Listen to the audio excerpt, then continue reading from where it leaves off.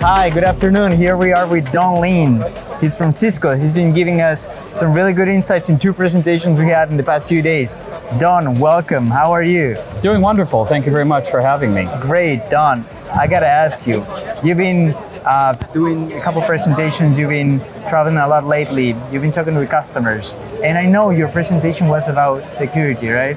I had one presentation on security, another one about decarbonization. Decarbonization, that is the next step we need to take, right? That's where we head into. So, with all the customers you talked about, how do you see the situation in security in Peru, like from IT to OT? What's the situation nowadays, and what steps do they need to take? What's CISCO's approach on that? You know, it depends on where you're at, but the journey is just beginning for many. The cybersecurity that are going out into the OT side of the environment and the mining industry, many haven't even begun the journey. So they need to start this journey. They need to consult with experts, whether that's someone from CISCO or another third-party company, and then also get within their own company, get acceptance and buy-in from the executive leadership. And so that's the beginning of it, but it's a journey that's not going to be quick. It's going to take some time, but done properly and planned well, it can be very successful, and it can help protect them from now and into the future. You said that we're taking, first steps into that, but any example maybe from overseas that we need to look into?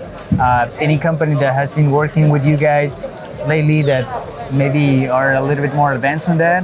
One of the first steps is to really assess what you have. It's very difficult to secure what you don't know you have. Okay. So that's a primary step. Do an assessment, evaluate where you're at, understand what you're trying to secure before you create the journey, because if you don't know what you have no idea what you're securing for. Excellent. Another thing, you participated in a discussion panel. It was about cybersecurity as well, right? Any insight you brought to that panel that need to be highlighted again? I think my contribution to the panel was really more about the practicality of implementing security and helping them to understand some examples of what's happening in the industry. I talked about a particular instance where they couldn't, the individual I've known, couldn't get executive buy-in, and he actually had to create an unfortunate situation where he hacked his boss.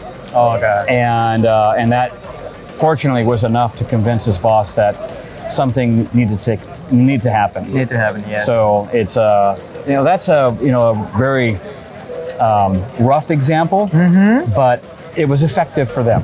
Yes. But the key thing is I indicated to everybody, find a monetization to the areas that are being attacked. Monetization is important to really understand, because putting in a security solution, it can be expensive, but if you don't know what you're securing against, and it's very hard to put a return on your investment. So if you monetize the issue, monetize where everything's been, then you can go to your executive leadership and you can come up with a plan to implement a good secure system.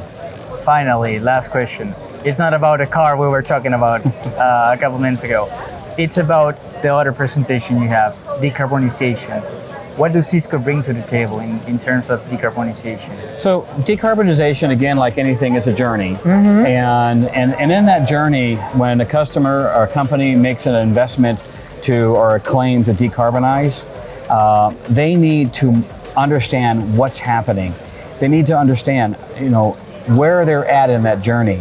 And it's very difficult to be in that journey and understand where you're at without connectivity, without having data transferred and collected and analyzed. And so CISCO plays a role in the connectivity, whether it's a wired or a wireless connectivity, and we can help transmit that data, allowing people to analyze it and get them to the point of what the next step should be. And take smart decisions, right?